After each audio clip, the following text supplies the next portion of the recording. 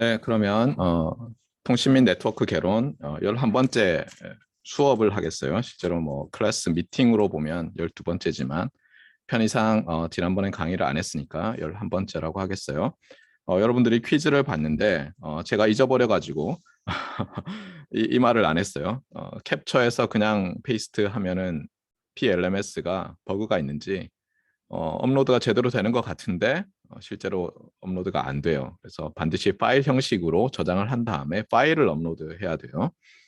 그래서 여러분들이 지난 퀴즈 봤을 때 캡처해서 페이스트 한 것 때문에 문제가 되는 학생들은 우리 조교가 다시 받아서 이번에는 어쨌든 연습처럼 해서 잘 넘어가 갈 테니까 제출을 하세요. 네. 자, 다시 이제 돌아오면요. 퀴즈 본지 뭐 일주일밖에 안 됐지만 미드텀에 대해서 말을 안 할 수가 없고 미드텀은 일단 수요일 4월 13일 날 수업 시간에 보도록 하겠어요. 그 다음에 뭐 똑같이 마찬가지로 두 개의 링크를 사용을 할 거예요. 우리 조교가 또 만들어 놓을 거고요. 그래서 그 PLMS 상에 퀴즈가 아니죠. 시험. 네. 시험 링크와 나란히 게시된 줌 강의실 링크를 통해서 입장을 하셔야 되고요. 예, 뭐 평소처럼 퀴즈 홈워크 할 때처럼 문제 열람 답안 입력은 PLMS 상에서 하면 돼요.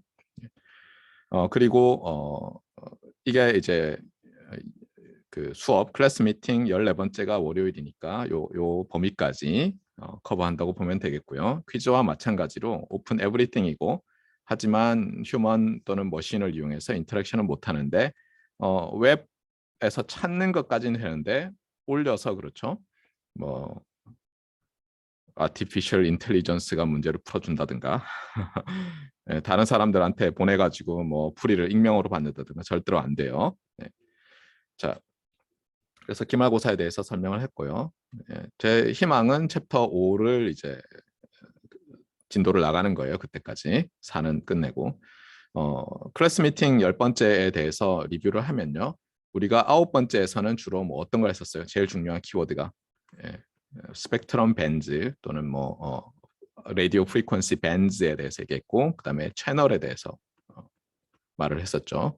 그다음에 뭐 채널 위스 또는 채널의 밴드위스 뭐 이런 말들을 하면서 2.4GHz ISM 밴드의 채널들은 어떻게 처음에 표준을 만들다 보니까 오버랩이 좀 있었죠. 그러다가 그 유니 밴드에서는 이제 오버랩은 안 되게 하지만 이제 20메가로 잘라놨지만 40메가짜리는 20메가와 오버랩이 되게 그래서 20메가를 붙여서 뭐 어떤 때는 에그러게이션이라고도 하는데 붙여서 쓰기도 한다. 뭐 이런 말을 했었어요.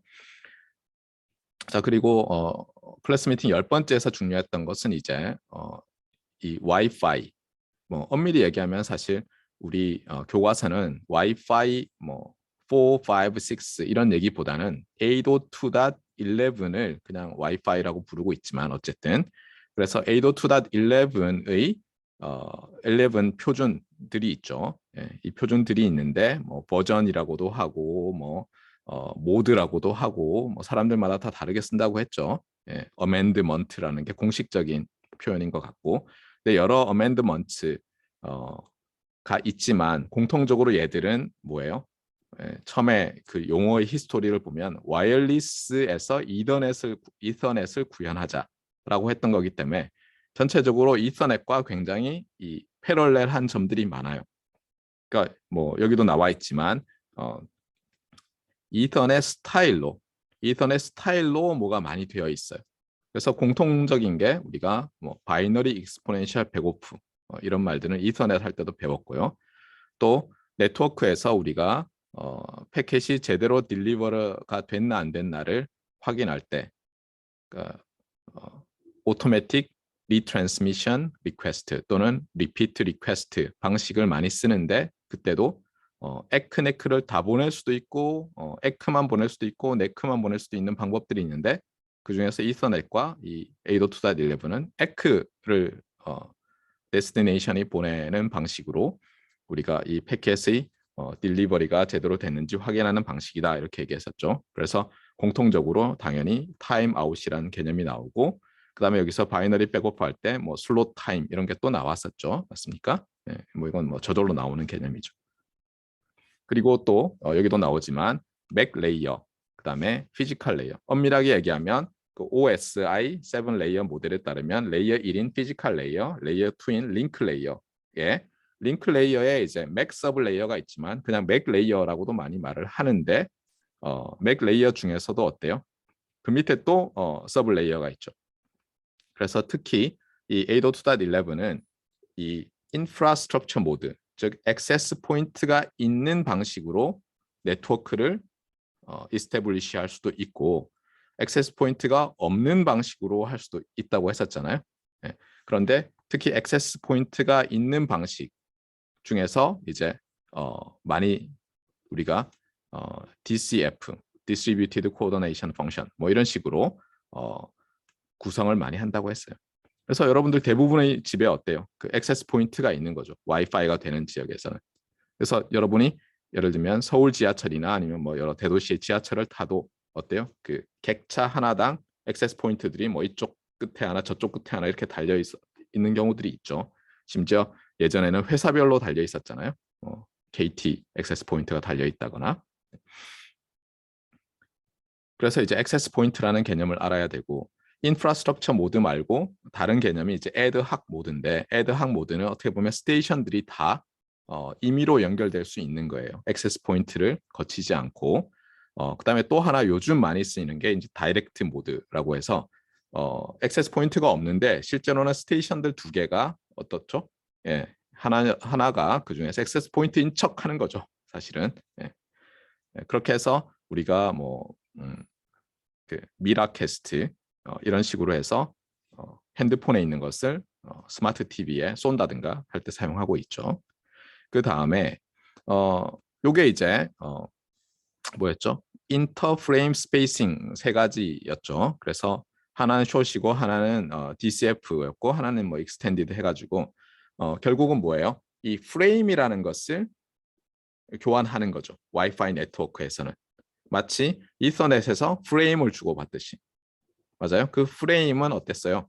그 상위 레이어에 있는 레이어 3의 그 IP 인터넷 프로토콜이죠. 그 IP 패켓을 인캡슐레이트하고 있는 프레임이라고 했었죠. 이서넷에서도 마찬가지고 오늘 우리가 좀 더 자세히 배우겠지만 802.11에서도 마찬가지예요.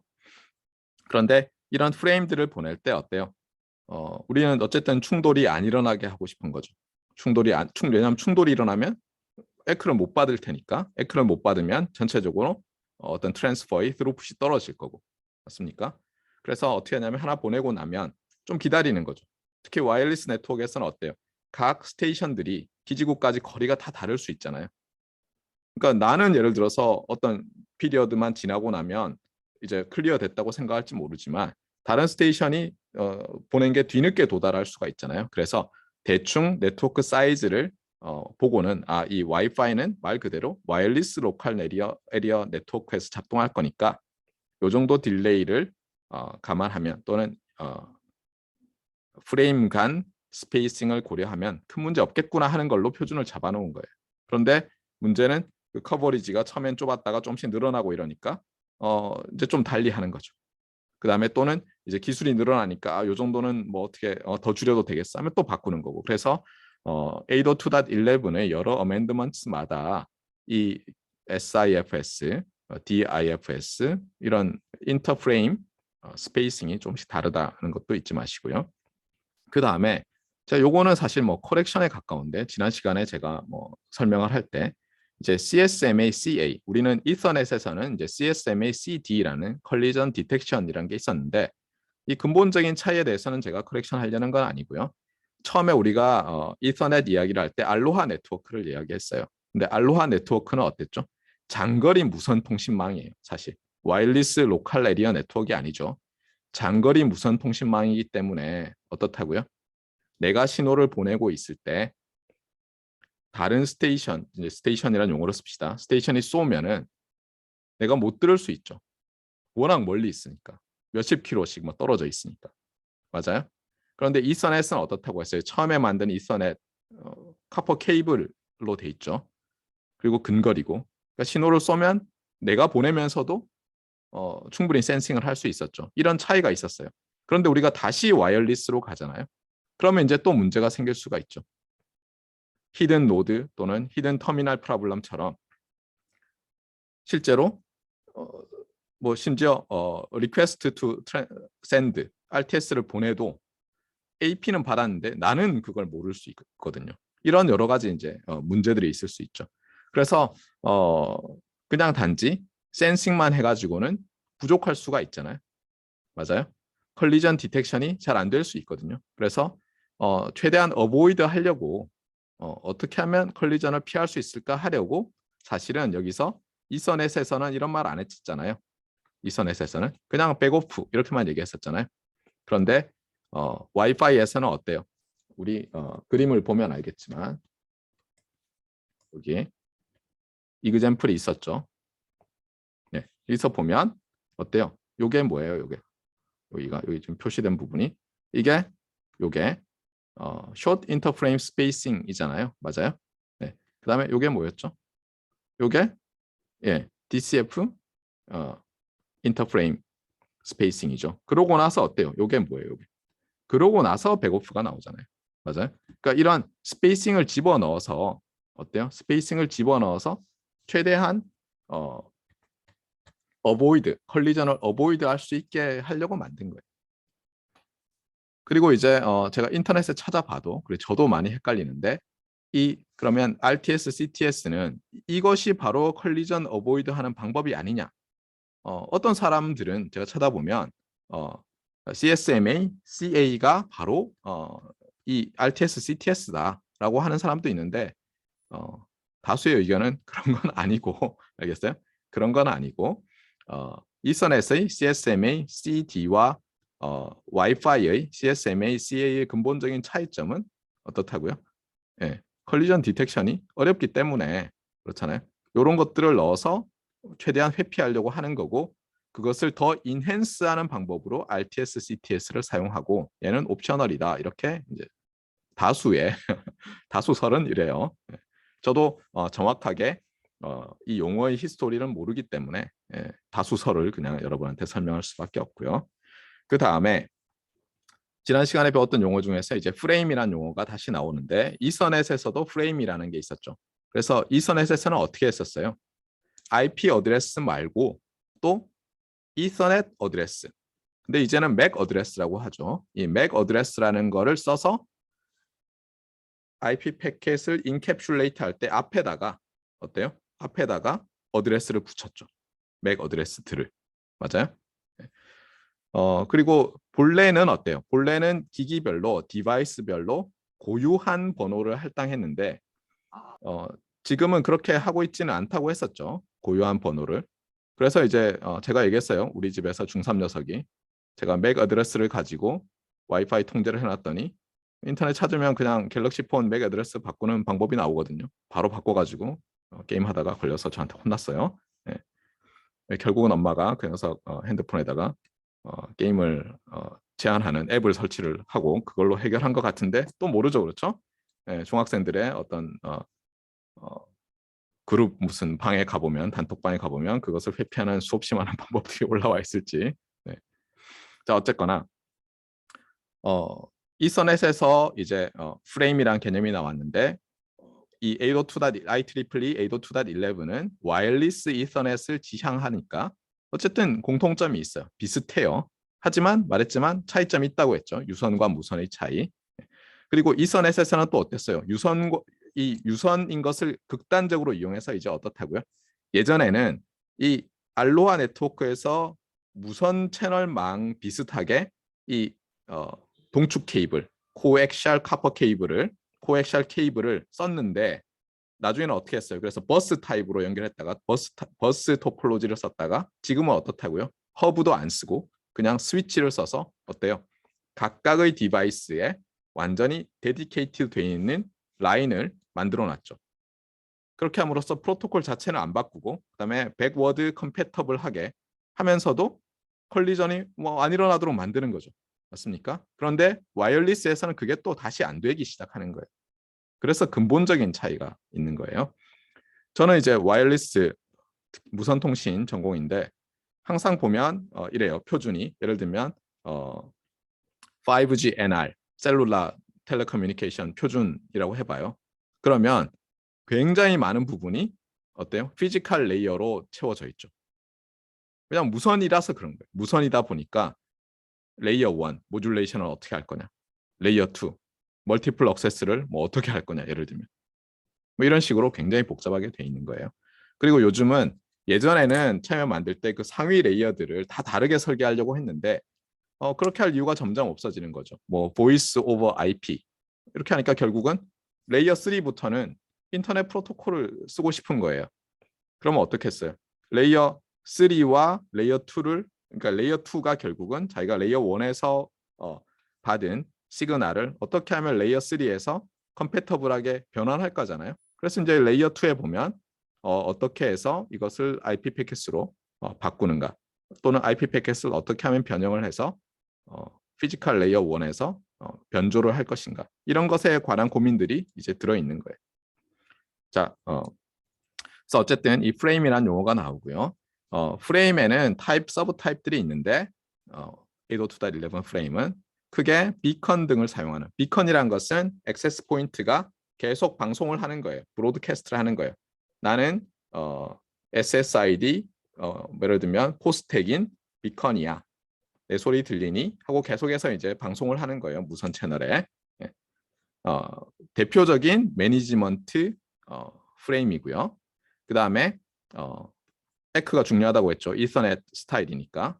에크는 컨트롤 프레임의 일종이고요.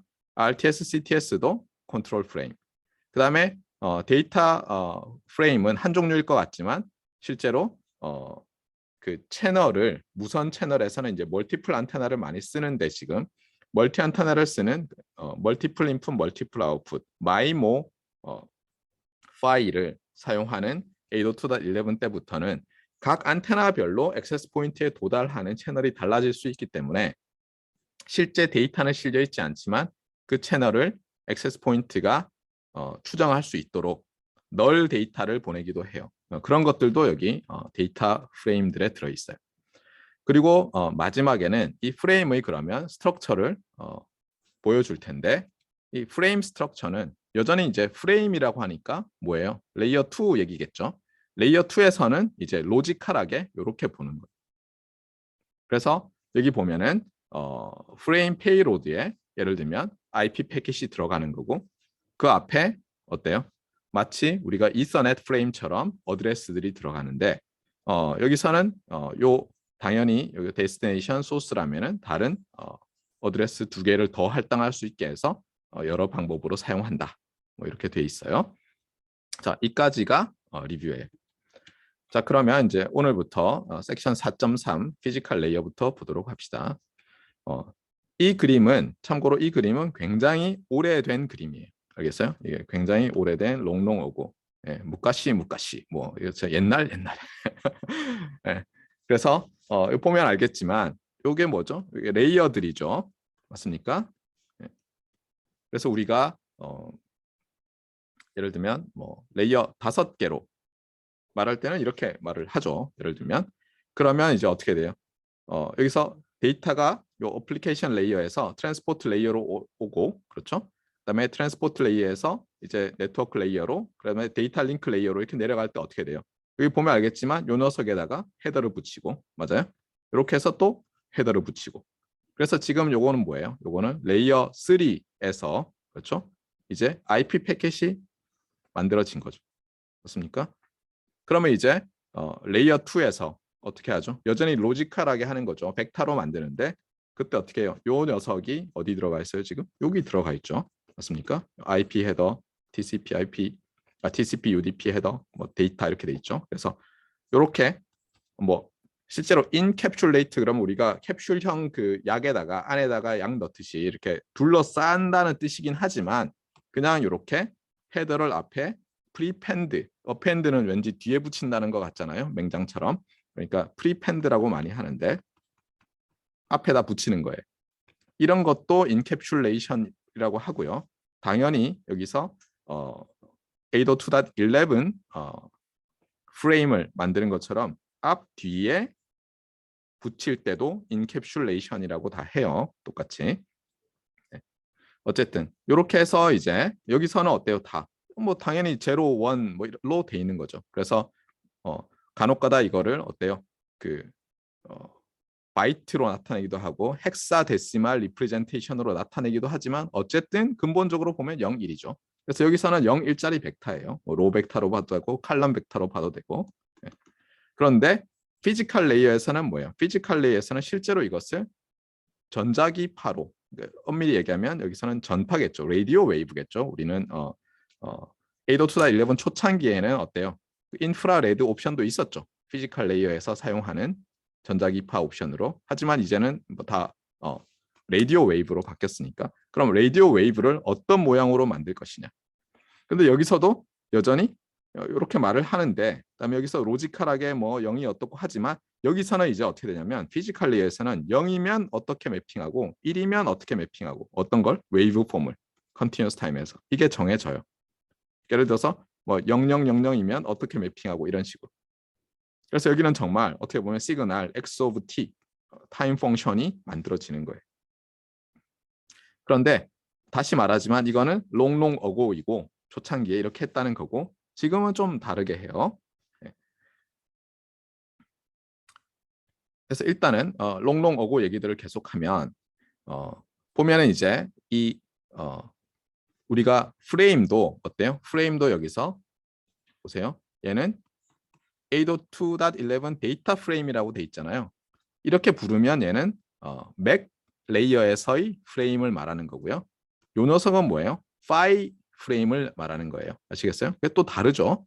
그러니까 맥 레이어에서의 프레임과 파이에서의 프레임이 다른 거예요. 아까 얘기했던 세 개의 프레임, 세 종류, 세 타입의 프레임이 있습니다 할 때는 예, 맥 레이어에서의 레이어 2에서의 프레임을 말한 거예요. 예. 자, 그런데 이제 여기서는 뭐예요? 수식어를 잘 봐야죠. 피지컬 레이어에서의 프레임에 대해서 말을 하는 거예요. 왜냐하면 근본적으로 어때요? 우리가 일렉트리컬 엔지니어잖아요. 그럼 물론 여러분이 어떤 브로드컴에서 예를 들면 미국의 브로드컴이라는 회사가 있죠. 예. 와이파이 쪽에 칩 메이커로서는 꽉 잡고 있죠. 예. 브로드컴의 엔지니어가 됐어요. 그런데 여러분이 레이어 2 엔지니어라면은 뭐 별로 신경 안 쓰겠죠. 왜냐하면 레이어 1 엔지니어들이 생각할 거니까. 근데 여러분의 레이어 1 엔지니어가 아니면 여러분이 뭐 그것보다 더 아래에 있는 물론 OSI 7 레이어는 아니지만 서킷을 만드는 사람이라고 하면 이 파이 프레임 스트럭처에 대해서 알아야 되거든요. 그래서 보자고요. 파이 프레임은 PLCP라고 불러요. 뒤에 보면은 뭐 피지컬 레이어 뭐 뭐였죠? 무슨 이름이 있어요. 저도 모든 걸 다 기억하진 못해요. 그런데 어떻게 되냐면 이제 여기서 보세요. 요 녀석, 요 PSDU라고 돼 있는 걸 딱 보니까 이게 뭐죠? 이게 데이터 링크 프레임이죠. 맞아요? 그러니까 맥 프레임이에요. 맥 프레임. 앞서 얘기했던 요 녀석이죠. 요 녀석. 맥 헤더로부터 시작하는 맞습니까? 여기다가 또 뭘 붙이는데 여기서 용어가 이제 사람들마다 좀 다른데요. 어떤 거는 요 앞에 프리펜드한 거 전체를 이 파이 헤더, 파이 헤더라고 부르고요. 파이 헤더를 또 둘로 나눠서 용어가 좀 이상하지만 헤더와 프리앰블이라고 하는데 프리앰블은 어떻게 하냐면 딱 정해져 있는 웨이브 폼이라고 보면 돼요. 딱 정해져 있는 미리 이런 웨이브 폼을 보내자. 예를 들면 예전에 전화 모뎀 같이 뚜두두두두 하면 0101 0101로 보내자라든가 0000 111로 보내자라든가 뭐 이런 식으로 이제 정의되어 있는 거예요. 그 다음에 이제 테일 뭐 이렇게 패드 이렇게 돼 있는데 여기서 앞에만 안 나오고 뒤에 나오는 이유는 파이로 할 때 제가 뭐라고 했죠 예전에?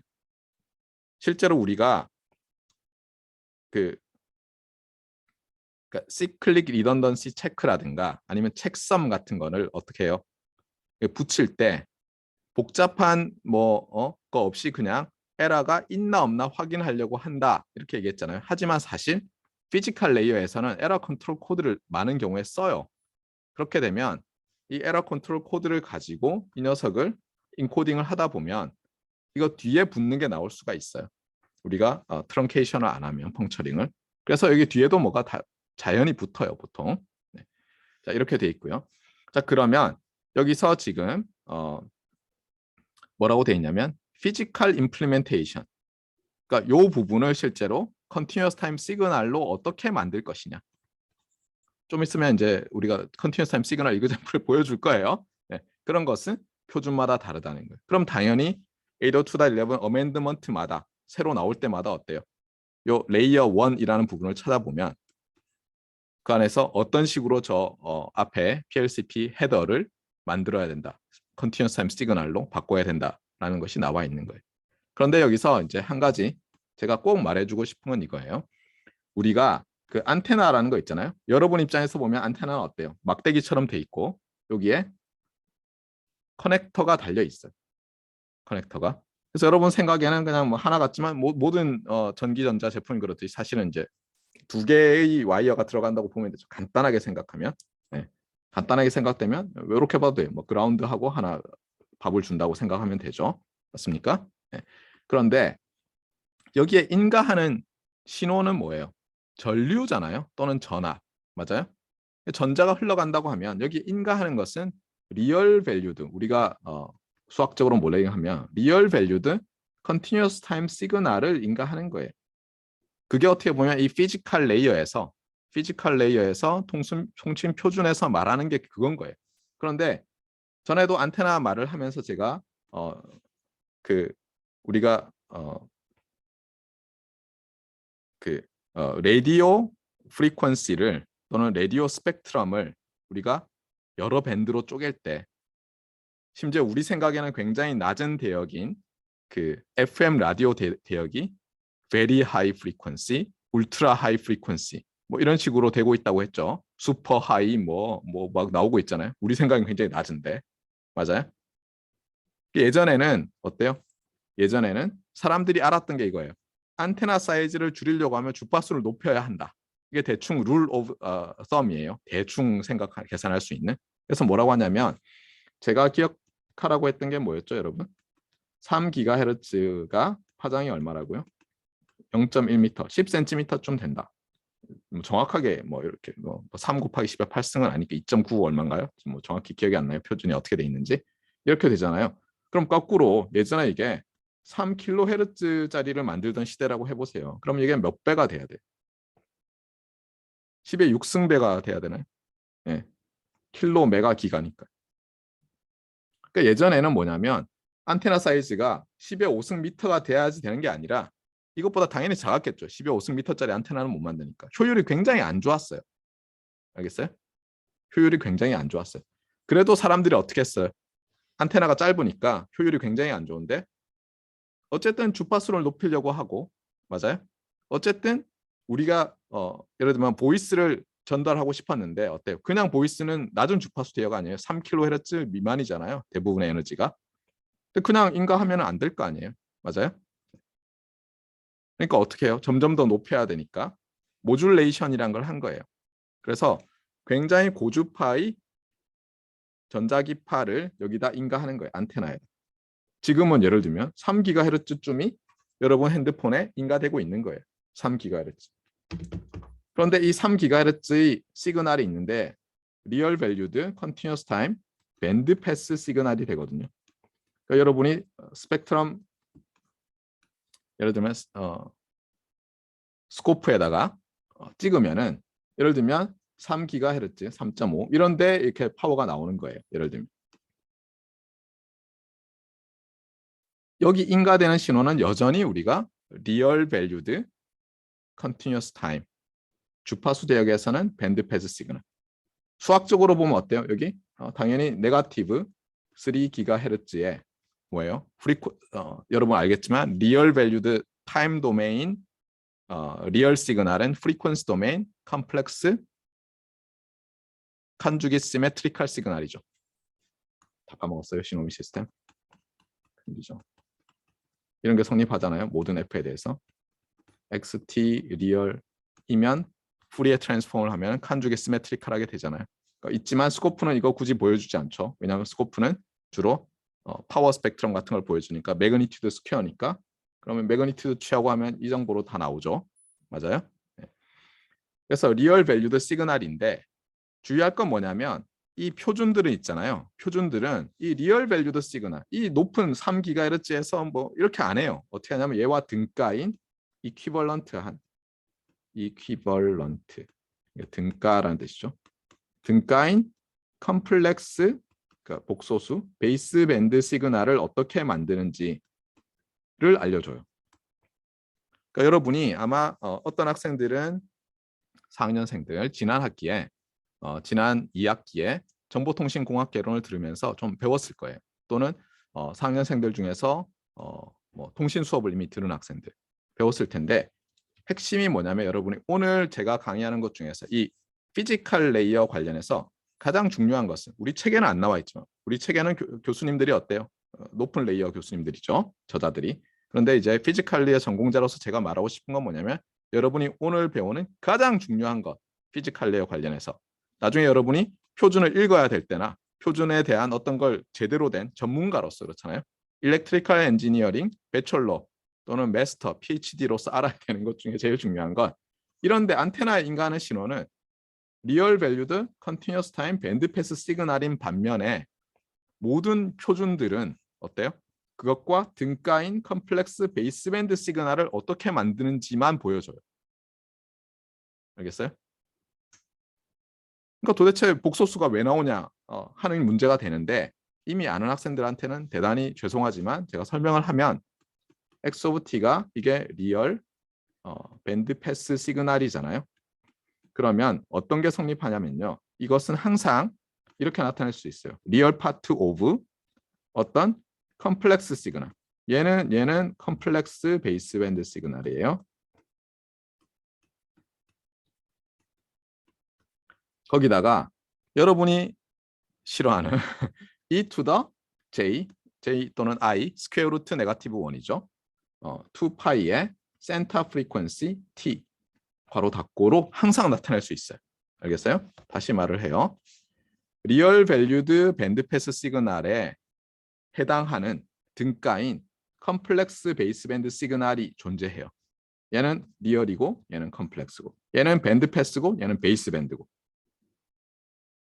그런데 얘와 얘가 같다는 게 아니라 여기다가 우리가 스코프 상에서 보면 어떤 센터 프리퀀시가 있잖아요. 걔를 가지고 컴플렉스 익스포넨셜로 모듈레이션을 하면 주의할 것은 뭐죠? 얘가 컴플렉스고 얘가 컴플렉스면 이게 컴플렉스인데 여기다 리얼 파트만 취해요. 그러면 얘와 똑같이 될 수가 있는 거예요. 알겠어요? 그래서 모든 표준에서는 컴플렉스 시그널을 어떻게 만드냐를 다뤄요. 이게 피지컬 레이어 통신쟁이들의 수법이에요. 기법이라고 해야 되지만 수법. 알겠어요? 다른 레이어 사람들을 워드 오프 못 오게 우리들끼리만 다 알면서 너무 당연하고 심지어 숨기려고도 안 하지만 다른 레이어 사람들이 와가지고 딱 보자마자 갑자기 복소수가 왜 나오지 하면서 그냥 집에 가게 우리의 그 밥그릇을 노리지 않도록 하는 그런 거예요. 아시겠죠? 잊지 마세요. 그래서 실제로 안테나에 인가되는 시그널은 리얼 밸류드 컨티뉴어스 타임 밴드 패스 시그널이지만 표준에서는 컴플렉스 베이스밴드 시그널로 거의 다 설명을 해놔요. 거의 다. 물론 오늘처럼 좀 건너가면 스코프 상에 어떻게 보이는지를 그려놓기도 해요. 예를 들면 이 그림인데요. 이게 파이 프레임의 헤더 부분을, 이거는 오실로스코프라고 생각하세요. 샘플링 오실로스코프. 그래서 고속으로 샘플링해서 그냥 타임 축에, 이게 타임이에요. 이게 t. 그래서 그려놓은 거예요. 그랬더니 어떻다고요? 밴드 패스 시그널이니까 어때요? 여기도 보면 알겠지만 막 이렇게 춤을 추고 있죠, 그렇죠? 네. 그래서 이 첫 부분은 STF라고 이름을 붙여놨는데 왜 어떤 축이었는지 좀 이따 설명할게요. 여기서는 어때요? 어떤 동일한 높이에서 춤을 추고 있죠. 그렇죠? 그러다가 LTF라고 돼 있는 이 부분에서는 좀 요동을 많이 쳐요. 그렇죠? 여기가 엔벌로프가 일정하지 않죠. 여기서 막 이렇게 춤추다가 그다음에 여기에 뭐 SIG, SIG라고 돼 있는데 여기는 뭐 올라갔다 내려갔다 막 춤을 추고 있어요. 물론 이렇게만 보면 뭐 그냥 스코프 찍은 거죠. 맞습니까? 타임 도메인상에서 무슨 일이 벌어지는지 잘 모르겠어요. 이해하는 방법 중에 하나는 뭐죠? 프리퀀시 도메인상에서 하는 거죠. 그래서 요게 프리퀀시 도메인이에요. 여기 보면 지금 숫자가 애매하긴 한데 이쪽이 프리퀀시라고 보면 돼요. 그래서 여기 보면은 뭐 12개의 톤을 쓰고 있어요. 52개 중에서. 그래서 여기 보면 뭐 삐죽삐죽 나와 있잖아요. 이게 이제 시그널 파워가 높은 거예요. 그런 식으로 해서 만든다 이렇게 표준에 적혀 있는 거예요. 그래서 톤이라고 하는 것은 뭐냐면 우리가 간단히 얘기하면 코사인 2파이 뭐 FIT 이런 거예요. 퓨어 톤이라고도 하고 톤이라고도 하는데 뚜 하는 소리를 내죠. 예를 들어서 여러분이 매틀랩으로 코사인 펑션을 가청 주파수에서 만든 다음에 플레이를 시키잖아요. 그러면 정말 말 그대로 그 CBS 라디오 같은 거 하면 뚜뚜뚜뚜 하는 소리 들리잖아요. 그런 음이 들려요. 정말 모노톤한 톤이 하나밖에 없는 모노톤한 화음이 아니라 피아노나 뭐 바이올린이나 이런 건 어때요? 여러분 실제로 도라는 걸 C4인가요? 켜면 어떻게 돼요? 실제로 퓨어 톤이 만들어지지 않죠. 그거의 하모닉들이 만들어지면서 어때요? 그 하모닉들의 크기가 달라서 서로 다른 음색이 나오는 거죠, 사실은. 뭐 그런 얘기 하다 보면 이제 시그널 젠 시스템즈가 돼버리니까 그만하고. 어쨌든 그래서 핵심은 이런 식으로 스코프 상에서 샘플링 오실로스코프 상에서 예를 들면 안테나로 인가되는 시그널을 찍으면 이렇게 보이는 거예요. 이게 아까 말했지만 안테나로 인가되는 시그널을 여기다가 단자를 딱 풀은 다음에 그럼 여기 이제 커넥터가 있고 케이블이 있을 거 아니에요. 얘를 풀고 여기다가 스코프를 다는 거예요. 그러면 이렇게 보인다는 거예요. 샘플링 오실로스코프. 이거를 요즘은 뭐예요? 예전에는 오실로스코프는 타임 도메인 상에서 보여주고 스펙트럼 애널라이저는 프리퀀시 도메인 상에서 보여주는 서로 다른 두 대의 측정 장치였거든요. 근데 요즘은 그냥 시그널 애널라이저라는 이름으로 불려요. 그러니까 샘플링 오실로스코프와 스펙트럼 애널라이저가 한 대에 들어있고 이것을 시그널 애널라이저라고 많이 불러요. 그러니까 여러분이 연구실에 갔는데 샘플링 오실로스코프 또는 오실로스코프 심지어 이거 샘플링도 디지털이라는 뜻이잖아요. 그냥 이거 없는 말. 그냥 오실로스코프가 아직도 있어요. 고주파 오실로스코프. 예전에는 엄청나게 비쌌어요. 3기가만 되더라도 뭐 몇백만 원, 1000만 원대였어요. 지금 생각에는 뭐야 3기가야 이럴지 모르지만 예전에는 아날로그라니까 엄청나게 무겁고 크기도 크고 막 그동안 얼마나 일렉트리컬 엔지니어링이 발달했는지는 여러분의 실험실에 가서 오래된 스코프만 보면 알 수 있어요. 어쨌거나 그래서 최근에는 시그널 애널라이저라고 불리는 것에 이 기능이 다 있어요. 다음에 제가 한번 이그젠플 보여줄게요. 다시 돌아와서 그래서 피지컬 레이어에서는 핵심이 뭐라고요? 컴플렉스 베이스밴드로 많이 묘사한다. 이걸 잊지 마세요. 컴플렉스는 그럼 왜 나온다고요? 리얼 밸류드 밴드 패스 시그널을 다루지만 안테나에 인가하는 시그널, 안테나에서 받는 시그널은 리얼 밸류드 밴드 패스 시그널이지만 그것과 등가인 컴플렉스 베이스밴드 시그널이 존재하기 때문에 수학적으로 우리가 컴플렉스 베이스밴드 시그널을 묘사한다는 거예요. 어떻게 만드나 저게. 자 어쨌든 그래서 다시 돌아와서 5프레임 입장에서 보면 이런 어떤 5프레임의 헤더를 붙이고 그다음에 뒤에 어펜드도 한다. 테일 부분도 이걸 잊으면 안 되고요. 그 다음에 이제 여기서 이제 굉장히 오래된 11A의 물리계층 프레임, 5 프레임이죠. 5 그렇죠. 5 피지컬 레이어 프레임 스트럭처에 대해서 설명을 하는데 여러분이 기억하는 학생들은 하겠지만 히스토리가 어떻게 되죠?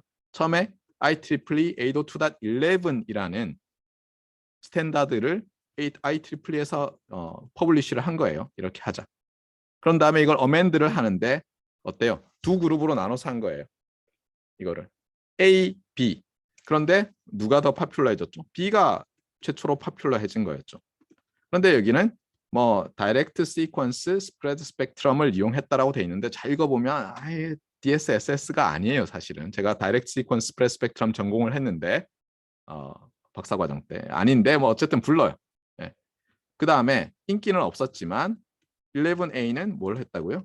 여러분 퀴즈에서 호목에서도 봤겠지만 OFDM 오토고널 프리퀀시 디비전 멀티플렉싱 직교 주파수 분할 다중화 방식을 쓴 표준이었어요. 여기 나오 11A예요. 근데 얘가 별로 인기가 없었다고 했잖아요. 얘는 좋았고. 근데 지금 이 얘기를 왜 하느냐? 왜 하냐면 그 후에 여러분이 11G, 그다음에 11N, 11AC, 그리고 지금 11AX 11AC는 뭐 웨이브 1, 2 이렇게 해서 또 두 번의 표준이 나왔어요. 이 안에. 11AX도 어때요? 지금 와이파이 6라고 부르지만 여기 6E까지 있죠. 그러면 얘가 이제 5고 4인데 얘들이 다 뭐예요? 이 와이파이라고 우리가 공식적으로 이름을 와이파이 얼라이언스에서 붙인 802.11의 여러 어멘드먼트 중에서 와이파이란 이름이 붙은 녀석들은 다 공식적으로 4부터는 공식적이니까 다 OFDM 계열이에요. 그래서 어떻게 돼 있냐면 놀랍게도 이런 거예요. 여러분은 아인슈타인 할아버지 성함은 모르죠? 아인슈타인이란 것만 알죠. 그렇죠? 알버트는 아니겠죠. 알버트 아인슈타인 주니어가 아니었으니까. 그런 것처럼 이 802.11은 어떻게 보면 아인슈타인의 할아버지인 거예요. 유명은 안 했지만. 네. 그러다 보니까 이 녀석들이 다 요 802.11a에서 만들어진 피지컬 레이어 헤더의 일부를 가지고 있어요. 마치 아인슈타인이라는 성을 가지고 있는 것처럼. 그 말을 하려는 거예요. 이게 이 전체가 중요한 게 아니라. 그래서 여기 보면 알겠지만 여러분이 PLCP라고 하면 그냥 간단하게 802.11 5 프레임이라고 생각하면 되고요. 그것의 프리앰블이에요. 헤더에 프리앰블이 있었죠. 제일 먼저. 이 프리앰블이 12개의 여기 심볼이라고 돼 있어요. 이 심볼이라는 것은 모듈레이션, 디지털 모듈레이션을 할 때 많이 쓰이는 단어예요. 디지털 모듈레이션. 그래서 어떻게 하냐면 이 심볼은 예를 들면 여러분이 BPSK 심볼, QPSK 심볼 이런 식으로 뭐 16 QAM 심볼, 뭐 1024 QAM 심볼, 뭐 위성통신이라면 뭐 32 APSK 심볼 이런 식으로 이런 이름들이 붙어 있고 오늘 좀 볼 거예요. 시간이 되면. 네. 어쨌든 여기서 그래서 심볼이라고 돼 있어요. 얘는 0, 1이라고 보기 좀 어려워요. 왜냐하면 이 경우에는 하나하나가 0과 1에 대응된다고 볼 수 있는데 QPSK나 하더라도 하나의 심볼이 2개의 비트에 해당하고요. 당연히 1024에서는 하나의 심볼이 10개의 비트에 해당돼요. 굳이 비트로 표현한다면. 알겠어요? 그래서 어쨌든 12 심볼이 있고요. 그 다음에 여기는 24, 16 뭐 이렇게 가는데 여기서 계속 나오는 건 뭐냐면 여러분이 좀 이따가 802.11n의 이 프리앰블에 대해서 이제 제가 보여줄 텐데 이 부분을 이제 또 여전히 여기서도 왠지 디지털 디스크리트 타임 같잖아요. 정말 이제 컨티뉴어스 타임, 세컨드 단위로 여기서 마이크로 세컨드 단위예요. 이게 8 마이크로 세컨드. 그 다음에 여기 보면 이 프리앰블이니까 지금 요거 얘기하는 거죠. 요게 여기서부터 요까지인 거예요. 이게 어떻게 돼 있다고요? 8 마이크로 세크 더하기 여기서부터 요까지 8 마이크로 세크 해서 16 마이크로 세크가 되는 거예요. 얘가 줄줄이 계속 나와요. 이 뒤에 표준에서도. 그래서 이게 레거시. 레거시는 여러 가지로 뭐 전통 이렇게도 올 수 있고요. 기존의 뭐 이렇게도 할 수 있고 맞아요? 네. 그러니까 레거시 표준인 이 녀석이죠. 롱롱 어고의 표준. 얘로부터 받은 어떻게 보면 성과 같은 거예요. 아인슈타인 이런. 얘를 공통으로 해요. 그 뒤에는 좀 달라져. 그래서 이제 좀 더 보면요. 보면 아까 제가 프리앰블이라고 했잖아요. 12개의 훈련 심볼, 트레이닝 심볼인데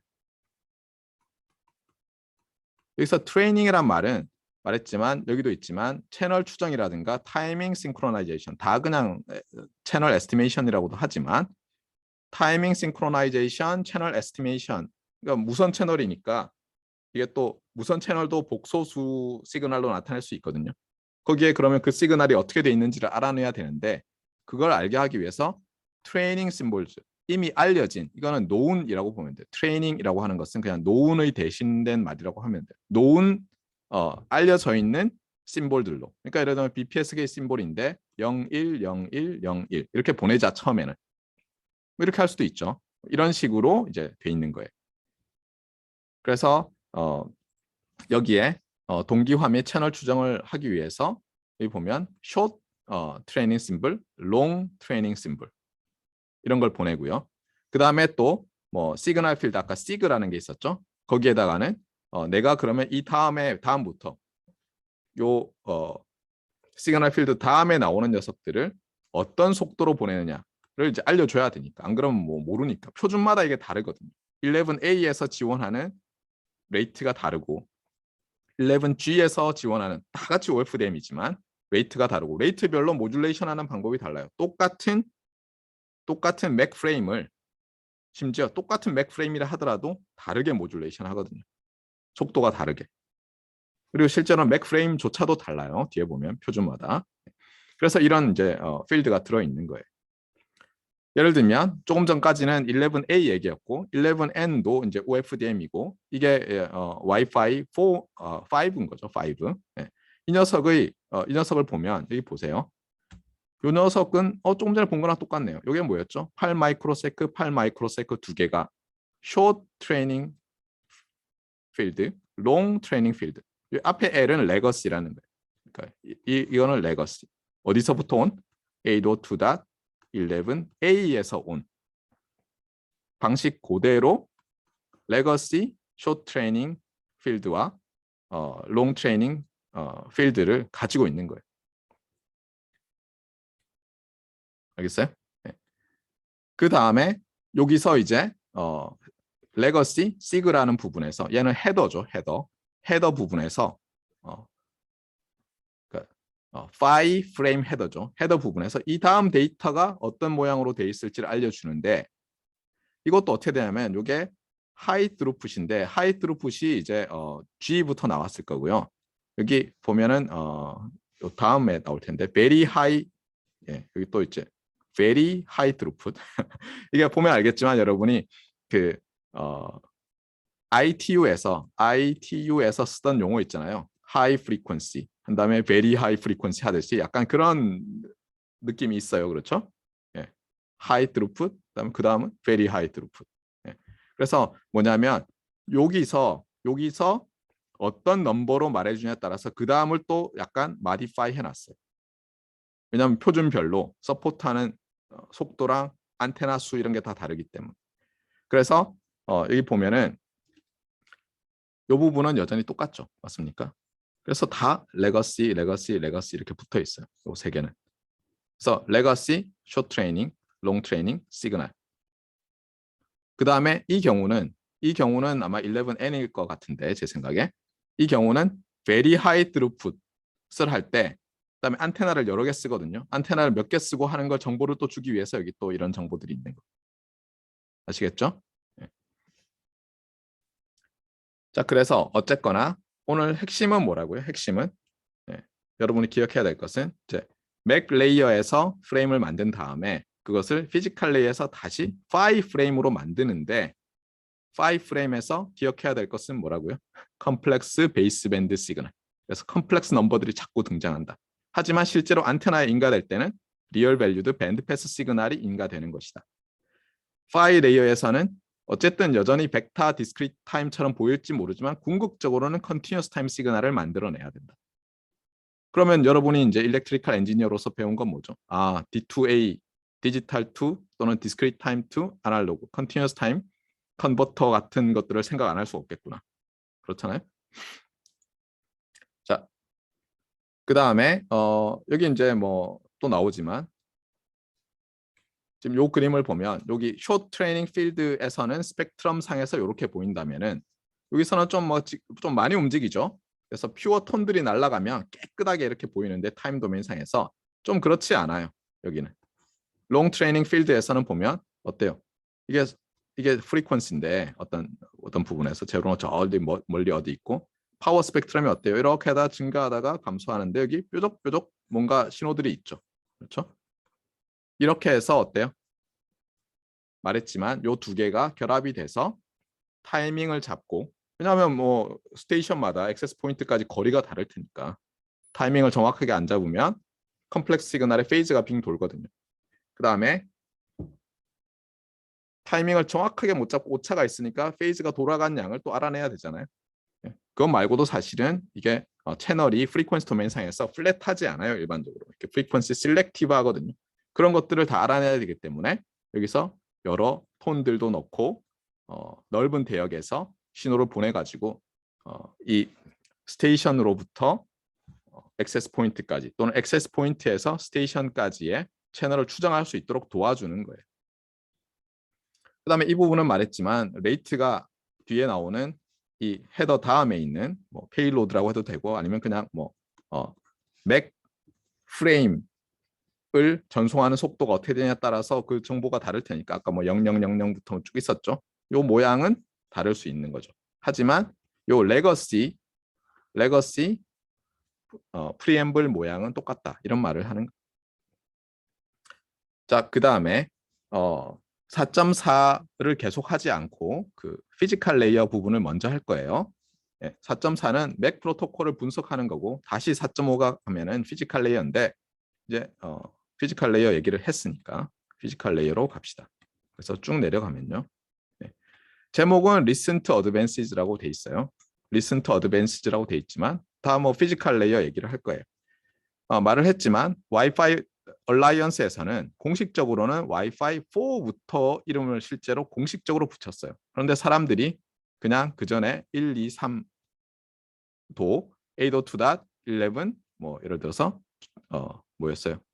얘가 N이고 얘가 AC고 얘가 AX고 얘가 G고 얘가 A고 뭐 B고 뭐 예를 들면 뭐 이런 식으로 붙여놓은 거죠. 그래서 공식적으로는 45662이고 여기 보면 알겠지만 G의 경우에 G의 경우에 2003년에 나왔습니다. 벌써 여러분들 입장에서는 뭐 여러분들 몇 살이에요? 2살? 1살? 뭐 이럴 때 나온 거고. 그다음에 11N이 2008년에 나와서 이게 4가 됐고요. 그다음에 보세요. 제가 말했지만 802.11이라고 다 공식적인 와이파이 표준은 아닌 거예요, 이제. 하지만 비공식적으로는 다 와이파이라고는 불러요. 그런데 AD의 경우에 이 AD라는 어멘드먼트는 와이파이 이 456으로 가는 이 번호를 받지 못했어요. 왜 이런지는 좀 이따 설명할게요. 그다음에 AC는 또 파퓰러 했어요. 굉장히 또 받았고 AH는 또 못 받았어요. 와이파이라는 이름을. AX는 또 받았죠. 그다음에 주파수 대역을 바꿔가지고요. 6기가도 서포트할 수 있게 해서 6E 익스텐디드 이렇게 했고요. 참고로 11AY라는 것도 있어요. 얘도 못 받았어요. 자, 그러면 왜 못 받았느냐? 앞으로 좀 가야 될 것 같아요. 앞에 있으니까. 앞에 보면 여러분들 표에서 기억할지 모르지만 이 주파수 대역이 문제였어요. 주파수 대역이. 그 IEEE 802.11 그 어멘드먼트마다 타겟팅하는 그 일종의 그 유스 케이스가 달랐는데 어떤 때 쓸 것이냐. 그러다 보니까 피지컬 레이어에서의 센터 프리퀀시가 다 달랐어요. 어디 있는 거예요? 제가 너무 앞에 대놨나? 여기 있네. 그래서 여기 지난번에도 한번 설명을 했지만 여기 한번 보시면요. 지금 여기서는 어때요? 지금 와이파이라고 불린 애들만 해놨잖아요. 근데 이게 공통적인 게 뭐죠? 주로 그 ISM 밴드 2.4, 그다음에 유니 밴드인 5기가를 공통으로 가지고 있죠. 맞아요? 그리고 실제로 보면 우리가 와이파이 6를 서포트합니다라고 해도 그 전에 있던 녀석들을 다 서포트하도록 만들었는데 문제는 보세요. 예를 들어서 어떤 802.11 뭐 모시기가 뭐 60GHz를 서포트하고 있었다면 하드웨어를 만들 때 얘도 서포트하면서 얘들 서포트할 수 있도록 만드는 게 쉽겠어요, 어렵겠어요? 그러다 보니까 어떻게 됐냐면 이 와이파이 액세스 포인트들을 만드는 제조사들이 주로 요 밴드 있잖아요. 2.4 5기가 밴드에 있는 것들은 표준들은 802.11 표준들은 다 기존에 나와 있는 거는 지원을 하면서 다른 프리퀀시 밴드에 있는 녀석은 그냥 아예 나 몰라 해버린 거예요. 왜냐하면 너무 비싸지니까. 안 그러면 안 팔릴 거 아니에요. 그러다 보니까 자연히 이 밴드를 이용하는 애들만 굉장히 잘 팔린 거예요. 그리고 지나고 나서 그냥 이름을 이렇게 붙인 거예요. 왜냐면 얘들이 유명하고 중요하니까 구별하려고. NAC, AX 그러면 뭐 모르잖아요, 사람들. 아시겠죠? 그래서 여기서 보면 와이파이라는 번호를 공식적으로 못 받은 많은 녀석들이 있는데 걔들도 사실은 굉장히 괜찮은 녀석들이에요. 다만 여러분의 핸드폰도 지원 안 하고 예를 들어서 여러분 핸드폰이 지금 그 셀룰라는 3.5기가 대역을 지원하는데 갑자기 여러분 셀룰라폰이 60기가 대역에 있는 802.11 뭐 AY라고 합시다. 걔를 지원하도록 만들려 그러면 안테나도 새로 설계해야 되고 비싸지겠죠.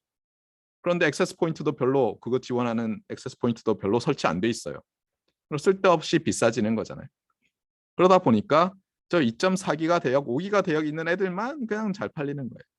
그러면 이건 무슨 얘기냐? 그럼 예를 들어서 여러분이 지금 보면 뭐 그 여러 회사들이 와이파이 6E 되는 그 액세스 포인트들 또는 홈 라우터들, 와이파이 라우터들 팔고 있거든요. 그런데 실제로 여러분의 핸드폰이 옛날 거예요. 6E 6기가 대역을 지원 안 하면 아무 소용 없는 거예요. 아시겠죠? 그러니까 실컷 사놓고 옛날 버전들 와이파이 6, 5, 4만 지원하는 거예요. 주의를 하세요. 자, 어쨌거나 핵심은 뭐예요 또? 핵심은 얘들 4, 5, 6은 다 OFDM 아까 얘기했었죠. OFDM을 지원하고 OFDM은 11A로부터 받은 거죠. 자, 그 다음에 요 얘기를 이제 하려고 해요. 제가 아까 말했던 것과 연결이 되는데 그 심볼이란 거 얘기했었잖아요. 아까 프리앰블에서 어떤 프리앰블? 5 프레임의 프리앰블에서 앞에 12개의 무슨 심볼이 있고 어쩌고 저쩌고 했었잖아요. 맞아요? 그 심볼이 제가 컴플렉스 밸류드 일반적으로는 심볼이 된다고 했어요. 물론 이제 그 11A에서는 컴플렉스 밸류드 심볼이라고 보기는 사실 어려워요. 이렇게 돌리는 거긴 하지만 이런 심볼은 아닌데 이것은 그냥 디지털 모듈레이션의 심볼들이에요. 알겠어요? 반드시 와이파이라고 생각하지는 마세요. 디지털 모듈레이션에 사용하는 컴플렉스 밸류드 심볼들을 그냥 보여주는 거예요. 여러분들한테. 물론 컴플렉스 넘버는 어때요? 벡터로 보면 2x1짜리 리얼 벡터죠. 그래서 그냥 2차원 평면상에 이 심볼들이 나타낼 수 있는 컴플렉스 넘버를 그냥 점으로 찍어놓고 굳이 컴플렉스 넘버로 안 나타내는 경우가 많아요. 지금 이 그림도 유튜브에 있는 링크 제가 어디 걸어놨어요. 네, 아마 요 시스코가 올려놓은 시스코가 뭔지 알죠? 샌프란시스코에서 땄다고 했죠. 네. 네트워크 스위치, 라우터 이런 시장에서 아주 뭐 엄청난 시장을 장악하고 있고 뭐 월드 클래스 기업이죠. 네. 이 회사가 이제 자기들 홍보도 해야 되고 뭐 기술적인 것 일반인들한테 알려주기도 하고 뭐 이러려고 유튜브 채널을 만들었는데 거기에 한글이 들어있더라고요. 그래서 눌러보면요, 여러분들 그 PDF에서 눌러보면 이게 나오니까 꼭 보세요. 네. 거기서 나왔어요. 근데 거기서는 이게 컴플렉스 넘버입니다라고 하면 다들 하고 안 보니까 그냥 이쁘게 이렇게 2차원 상에서 그려놨지만 이게 다 뭐라고요? 컴플렉스 밸류드 심볼의 컨스텔레이션이라고 해요. 별자리. 알겠어요? 별자리를 그려놓은 거예요. 예를 들어 16 쿼암이라고 하면 일단 점이 별자리에 별이 몇 개 있어요? 16개 있죠. 64 쿼암이라고 하니까 여기 보면 88, 64개가 있고 256이라고 하니까 이렇게 되고 1024라고 하니까 10개씩. 아니죠. 500, 뭐 어떻게 되나요? 10개씩. 거의. 저거의 스퀘어 루트로 이제 가로 세로가 있는 거죠. 사실은 저 하나하나가 뭐예요? 컴플렉스 넘버인 거예요. 알겠어요? 그래서 컴플렉스 밸류드 심볼이 되고요. 저 중에 하나가 날아가니까. 예를 들어서 하나의 ความ 심볼이 하나의 16 ความ 심볼이다 그러면 이 중에 이 컴플렉스 넘버 16개 중에 하나가 선택돼서 심볼이 되는 거예요. 뭐에 따라서? 나의 비트 정보에 따라서. 간단히 얘기하면 16개는 2의 4승이니까 여기 보면은 조그맣게 글씨가 0000부터 1111까지 있죠. 맞아요? 0000이면 예를 들어서 요 자리에 해당하는 컴플렉스 넘버로 16 ความ 심볼이 선택되는 거고요. 1111이면 요 녀석이 선택되고 예를 들면 이런 거예요. 자세히 보면 이웃한 것들끼리는 한 비트만 다르도록 일부러 해놨어요. 이런 것을 그레이 코딩이라고 해요. 네, 사람 이름이에요. 네. 그레이, 회색의 이런 뜻이 아니라 사람 이름이에요. 그레이. 여기는 지금 레이블을 안 달아놨지만 이게 8864니까 6비트겠죠. 예를 들면 이 중에 어떤 것이 000000이고 어떤 거는 111, 111이고 그런 것들이 다 매핑이 되는 거예요. 여기 보면 알겠지만 그 IEEE 802.11에서는 11N에서 여기도 있지만 64컴 또는 뭐 이렇게 쓰기도 하고 대쉬를 쓰기도 해요. 64괌이 처음부터 쓰인 거예요. 그러면 여기서는 지금 제가 프리앰블에서 심볼 얘기를 했지만 나중에 페일로드에서도 그 비트들을 모아가지고 매핑을 하거든요. 그럼 어때요? 한 심볼 보낼 때 8개의 비트를 보낼 수 있게 되는 거죠. 그래서 어떻게 보면 컨스텔레이션 사이즈를 이런 거를 이제 컨스텔레이션 사이즈라고 해요. 점이 몇 개 찍혀 있나, 별이 몇 개 있나 키우면 어때요? 내가 한 심볼 딱 보내면 비트를 훨씬 많이 보내죠. 그래서 전속률이 올라가는 거예요. 그러다 보니까 여기도 있지만 봐봐요. 여러분이 알다시피 11N보다 이게 와이파이 4였죠. 얘가 AC가 5고 AX가 6잖아요. 점점 빨라지고 있다는 건 알죠, 그렇죠? 빨라지게 하기 위한 여러 가지 방법인데 그 중에 하나가 이 컴플렉스 밸류들 심볼의 컨스텔레이션 사이즈를 키우는 거예요. 한 심볼 보낼 때 더 많은 비트를 보낼 수 있도록 하는 거예요. 물론 항상 이렇게 많이 보내지는 않는데 뭐냐면 와이어리스 채널이라는 것은 어떤 때는 채널이 굉장히 좋아요. 좋다는 게 좀 애매모호하긴 한데 예를 들면 인터피어런스라든가 이런 부분들이 굉장히 작은 채널이 만들어질 수 있어요. 여러분의 액세스 포인트 근처에 있어요. 라인 오브 사이트 바로 보여요. 여러분 핸드폰에 와이파이를 켜놨는데 액세스 포인트까지 1m밖에 안 떨어져 있고 반사되는 채널도 하나도 없어요. 반사되는 패스도. 그러면 예를 들면 AX를 지원하는 녀석이면 최대 1024콴까지 쓰는 거예요. 그런데 그게 아니라 여러분의 액세스 포인트로부터 굉장히 멀리 떨어져 있어요. AX를 지원하는 핸드폰인데도. 그러면 어떻게 돼요? 다시 점점 낮춰요. 에러가 생기면 안 되니까. 그러다 보면 낮은 오더라고 하거든요. 낮은 오더의 컨스텔레이션을 쓸 수도 있어요. 아시겠죠? 그래서 이게 무선 통신이 어려운 게 뭐냐면 채널 상태에 따라서 나의 전속률이 굉장히 바뀌기 때문에 전속률 얼마를 개런티 하기가 어려워요. 그래서 처음에 유선 통신하던 사람들이 무선 통신하던 사람들 보고 계속해서 당신들은 도대체 뭐 하는 거냐라고 했던 게 개런티가 안 되는 거예요. 스루풋을 개런티하고 싶은데 새로 표준을 만들면 2배 빨라졌어요라고 하고 싶은데 우리는 뭐라고 하냐면 평균적으로 2배 빨라집니다. 이렇게 얘기하는 거예요. 예를 들면. 그럴 때도 있고 아닐 때도 있으니까. 아시겠어요? 그래서 다시 말하지만 얘들은 사실은 다 컴플렉스 밸류드 넘버들이고요. 뭐 면적을 당연히 안 가지겠죠. 그렇죠? 정말 수학적인 점이에요. 이 중에 하나를 비트 벡터로부터 할당을 하는 거예요. 그 다음에 또 하나는요. 802.11 여러 패밀리가 있는데 우리가 보면 아까 말했지만 와이파이 4, 5, 6 이렇게 올라오면서 전송 속도 최대 전송 속도를 키웠잖아요. 그게 단지 저런 이제 컨스텔레이션 사이즈, 컴플렉스 심볼의 컨스텔레이션 사이즈만 키운 게 아니라 안테나를 여러 개 이용하기 시작했어요. 안테나를 이용하면 할 수 있는 일들이 많거든요. 여러 안테나를. 그런데 그 대표적인 방식이 공간 분할. 이게 공간은 스페이스라고 하고요.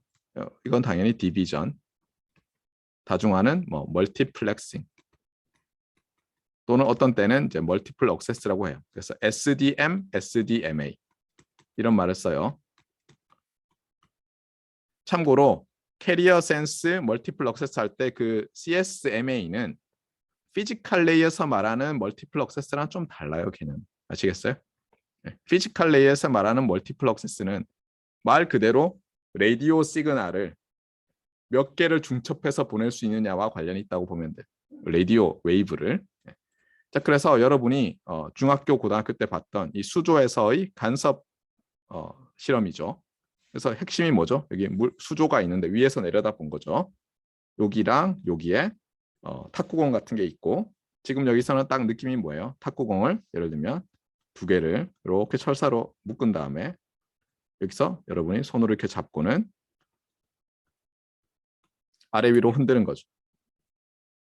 그러면 이 수면이 있는데 얘가 올라갔다 내려갔다 하면서 동일한 2개의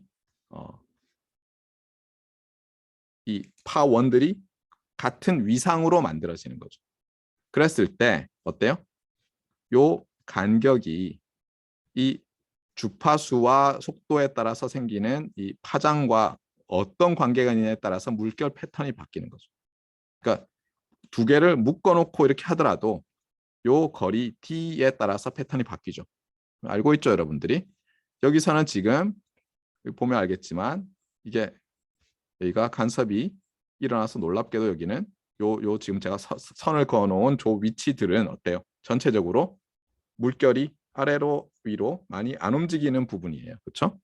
그 다음에 보면 알겠지만 요 가운데 요에서는 예를 들어서 요게 높은 데고 요게 낮은 데라고 합시다. 그러면 높고 낮고 하는데 그게 바로 옆에 칸에 있는 요 빔이라고 부를게요. 빔과 어때요? 위상이 다르죠. 거꾸로 돼 있죠. 여기 높으면 여기 낮고 낮으면 높고 맞아요? 이런 패턴들이 있죠. 여러분들이 관찰을 했을 거예요. 고등학교 때 실험을 정말 해봤다면 비디오만 본다거나 수업 시간에 있는 그림만 보지 않았다면은. 그런데 이제 이게 흥미로워지는 게 뭐냐면 이런 거예요. 이거를 단지 물결파로 만드는 게 아니라 라디오 웨이브에서 안테나를 가지고 만들어요. 그래서 여기서 이제 뭐라고 하냐면은 안테나를 여기 보면 알겠지만 이 그림에서 몇 개인가요? 7개인가요? 네. 그래서 하나, 둘, 셋, 넷, 그래서 7개. 7개의 안테나인데 7개 안테나인데 등 간격으로 놓은 다음에요. 그 다음에 어떻게 하냐면 이 안테나 간격은 4분의 람다로 했어요. 전자기파를 낼 거예요, 얘들은. 네, 4분의 람다로 하고요. 그 다음에 요 제일 왼쪽 그 다음 해서 이웃한 것들끼리는 30도 위상차를 가지도록 했어요. 그러니까 여기에 비유하자면 어떻게 되냐면 이제는 이렇게 안 하고요. 예를 들면 이렇게 구슬에다가 한 다음에 제가 한 손은 얘를 잡고요. 다른 손은 얘를 잡고요. 어떻게 해요? 제가 왼쪽 탁구공을 제일 위로 높였을 때 오른쪽 탁구공은 예를 들면 제일 위에서 아래로 갔다가 위로 갈 때까지 2파이라고 한다면 예를 들면 6분의 파이 위상차가 나게 하는 거예요. 그러니까 예를 들면 이렇게 하는 거예요. 이렇게. 맞아요? 그전 같으면 일종의 묶어서 했으니까 이렇게 흔드는 거죠. 동일한 위상으로. 근데 이게 다르게 하는 거죠.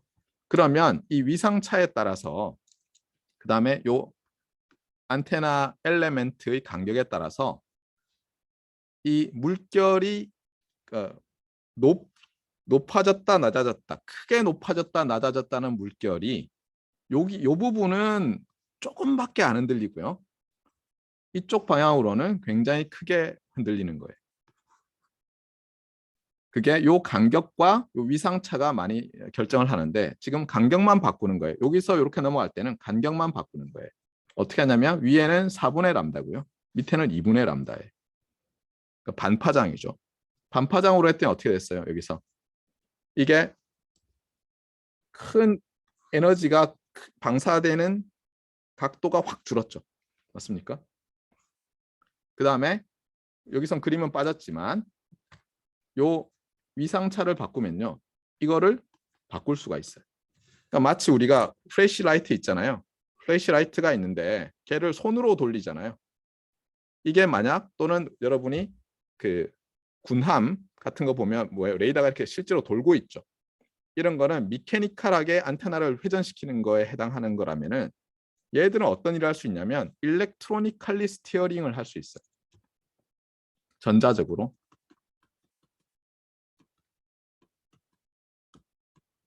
그러니까 안테나 엘레멘트는 딱 고정돼 있는데 위상차를 바꿈으로 해서 내가 실제로 많은 에너지가 방사되는 방향을 바꿀 수가 있어.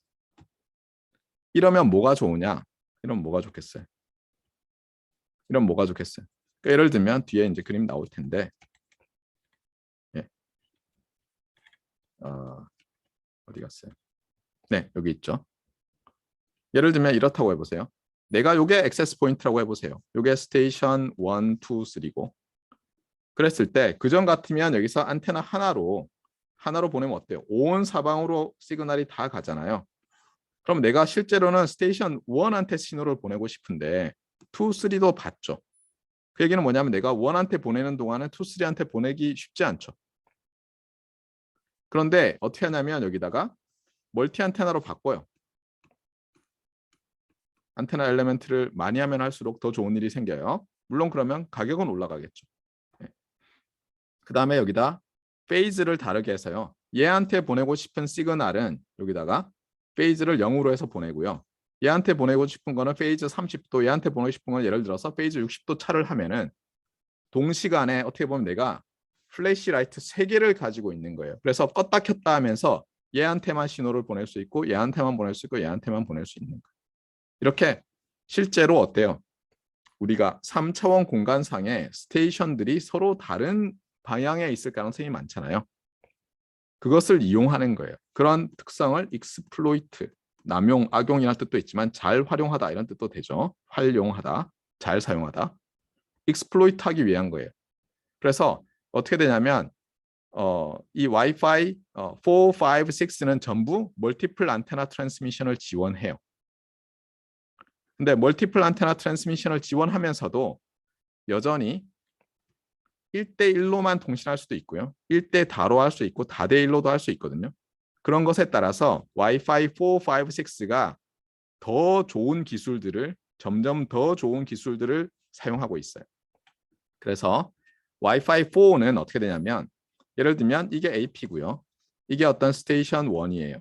그러면 표준 자체는 AP도 여러 개의 안테나를 가질 수 있고 스테이션도 여러 안테나를 가질 수 있어요. 물론 여러분이 찾아보면 그 제가 보여줄게요. 좀 우악스럽게 큰데 이거는 뭐랄까요? 집에 두는 홈 라우터가 아니라서 그래요. 이게 단자 달려 있는 것만 봐도 알 수 있는데 얘는 11G예요. 11G. 그러니까 와이파이 3죠. 4가 아니라. 예. 그런데도 안테나가 4개 있잖아요. 맞아요? 예. 이거는 제조사가 이제 자기들이 표준에서는 공식적으로 지원하지 않지만 제조사가 자기들이 이 멀티 안테나 테크놀로지를 잘 이용하려고 아마 넣은 것 같아요. 예. 그런데 이 와이파이 4, 5, 6는 아예 표준에서 저 멀티 안테나를 지원할 수 있게 돼 있어요. 그러면 흥미로운 건 뭐냐면 이런 거예요. 예를 들어서 여기 액세스 포인트에서 안테나 하나 있고 이게 하나 있잖아요. 그때 예를 들어서 내가 플래시 라이트를 하나 가지고 있는 것에 비유할 수 있다면 그래서 껐다 켰다 하면서 0, 1을 보낸다고 한다면 여기서 예를 들어서 안테나가 이렇게 4개가 있다고 해보세요. 4개. 그럼 여기서 또 4개가 있다고 해봐요. 그러면 실제로 물리적으로는 여기서 하나에서 다른 하나로 있지만 실제로는 어떻게 되냐면 안테나 4개가 또는 플래시라이트 4개가 있는 것과 같아져요. 사실 정확히 같지는 않은데. 그다음에 예를 들면 빨강, 뭐 얘는 주황, 뭐 또는 노, 초, 뭐 파남, 보, 뭐 이렇게 보라색은 뭐예요? 영어로. 예, 하여튼 이렇게 해서 서로 다른 색깔 플래시를 껐다 켰다 하면 어때요? 같은 시간에 4배의 정보를 보낼 수 있잖아요. 그렇듯이 안테나 수를 늘리기만 해도 조금 전에처럼 스페이스 디비전을 안 하더라도 더 높은 전송률에 도달할 수 있어요. 수학적으로 아이디어하게는.